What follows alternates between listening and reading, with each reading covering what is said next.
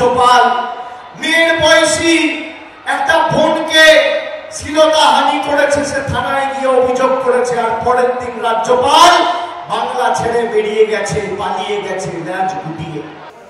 Class 8 fail কোনো ছেলের কাছ থেকে আমি এই সংবিধানের কি প্রোটেকশন দেয় রাজ্যপালকে সে সম্পর্কে জানতে চাই না। এটা আপনার জানার সম্ভাবনা ওর পক্ষে। ঠিক আছে, একটা উচ্চ মাধ্যমিক মেয়াজ কোনোদিন ভারতীয় সংবিধান পড়েছে, ইন্ডিয়ান কনস্টিটিউশন? ওদের তো কাজই হচ্ছে পিসি ভাই পরে কি কাজ, লোককে মেয়ে দিয়ে ফাঁসিয়ে দেওয়া। আমার এগেনস্টে রেপ কেসে চার্জশিট করে দিয়েছিল, হাইকোর্ট থেকে কোয়াশিং করে আমি ডিসচার্জ সার্টিফিকেট পেয়েছি এসসিজি আদালতে। আমাদের আগের প্রার্থী বিজেপির তাকে পক্সো কেসে করে দিয়েছিল নীলাঞ্জন রায়কে।